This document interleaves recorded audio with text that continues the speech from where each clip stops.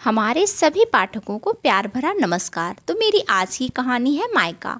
माँ के हाथों से कंघी लेते हुए सुजाता कुछ दंग भरे स्वर में बोली, लाओ माँ, मैं तुम्हारे बाल कंघी कर देती हूँ। सरला देवी कुछ बोली नहीं, चुपचाप कंघी सुजाता के हाथों में थमा दी। कुछ देर सुजाता इंतजार करती रही कि माँ कुछ कहे, कम से कम इतना तो कह ही सकती है, देखो तो बेटी, आखिर बेटी होती है। माँ के हाथों से कंघी ले ली, लेकिन बहू तो कभी कहती भी नहीं। लेकिन सरला देवी तो कुछ बोली ही नहीं, ना बेटी की प्रशंसा ना बहू की बुराई।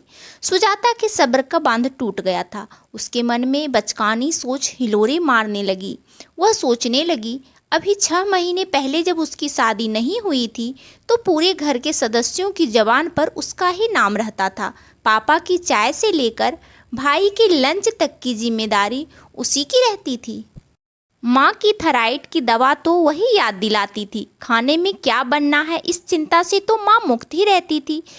जो तेरा जी चाहे बना ले, यही माँ का जवाब रहता था। भाई और पापा भी हर काम में उससे सलाह जरूर लेते थे। वह शादी करके ससुराल क्या गई और 2 महीने बाद ही भाई की शादी क्या हो गई कि सारे मायने ही बदल गए। जब वह ससुराल से आ रही थी तो रास्ते भर सोचती आई थी कि सभी उसकी कमी महसूस कर रहे होंगे। वो जितना सबका ख्याल रखती थी, भला बहू थोड़े ही रखती होगी। पापा अखबार के साथ चाय के लिए बहू की राह ताकते होंगे। माँ को भी अपनी दवाई याद रहती भी होगी या नहीं। खैर, जाऊंगी तो माँ भी अपने मन का दर्द बांट कर ही हल्का कर लेगी। आखिर माँ पापा को बेटी और बहू में फर्क तो नजर आ ही गया होगा। पता नहीं कैसे हुए लोग एडजस्ट कर रहे होंगे।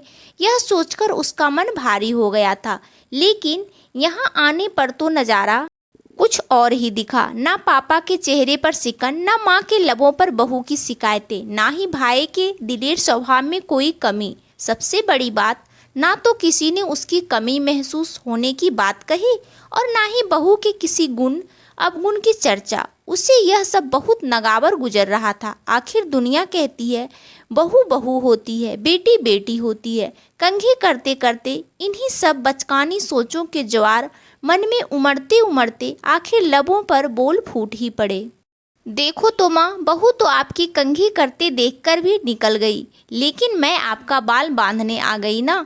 आखिर बेटी बेटी होती है और बहू बहू होती है। सरला देवी उसके हाथ से कंघी लेते हुए बड़े ही सख्त और दृढ़ स्वर में बोली, हाँ, तुम सच कह रही हो, बहू बहू होती है। जब मैं बीमार पड़ती हूँ तो माथे पर पट्टी रखने बहू ही आती है। दूध का ग्लास लेकर मेरे सामने मेरी बहू ही खड़ी रहती है। तुम्हारे पापा और भाई की हर जरूरत का ध्यान बहू ही रखती है। बेटी अपने घर से आकर हमारा ख्याल, हमारी सेवा नहीं करती है। अभी तुम्हारे पास कोई काम नहीं है तो तुम मेरे पास बाल बांधने आ गई, क्योंकि सारा काम मेरी बहू संभाल रही है। इसमें भी तुम्हें तकलीफ है तो लाओ 2 कंघी, मैं अपना बाल स्वयं ही बांध लेती हूँ। माँ का जवाब सुनकर सुजाता हतप्रभ रह गई। वह सोचने लगी, यह कैसा मायका है, ना बेटी की प्रशंसा ना बहू की बुराई। तो दोस्तों, कैसी लगी ये छोटी सी कहानी, हमें कमेंट करके ज़रूर बताइएगा। और कहानी अच्छी लगे तो इस कहानी को लाइक, इस चैनल को सब्सक्राइब ज़रूर करिएगा। और आप सबका दिन शुभ हो, यही भगवान से प्रार्थना है। धन्यवाद दोस्तों।